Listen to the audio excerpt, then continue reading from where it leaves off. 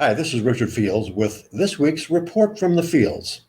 Freedom of speech and of the press is being shut down all over the world. At first, gradually, and then suddenly. The gradual part started during the pandemic after Joe Biden and Kamala Harris were elected. The preferred government narrative was that COVID was extremely deadly, that masks, social distancing, economic lockdowns, and other gross violations of basic civil rights were necessary to prevent the so called pandemic from killing millions. All of those edicts were issued not by Congress, but by the executive branch of the federal and some state and local governments.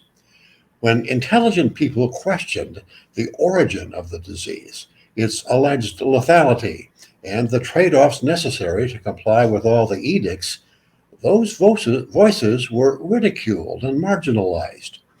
The mainstream press, led by the New York Times, Washington Post, and the TV and cable networks, fell into line immediately and gave little to no voice to the dissenting voices.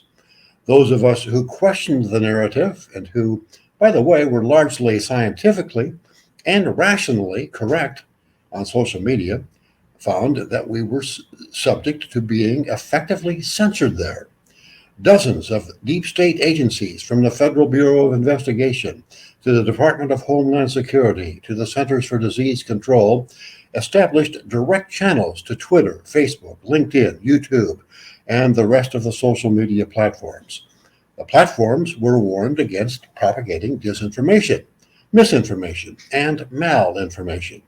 Malinformation, by the way, is information that is true but inconvenient to the government. The implicit threat was that if they did not comply with the regulatory agency requests, dire regulatory changes would be forthcoming for social media platforms.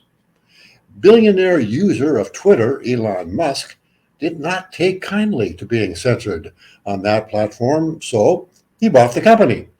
The Twitter files he instigated, publicized by liberal journalist Matt Taibbi and others, documented that without question Twitter had been kowtowing to dictates by the aforementioned deep state agencies.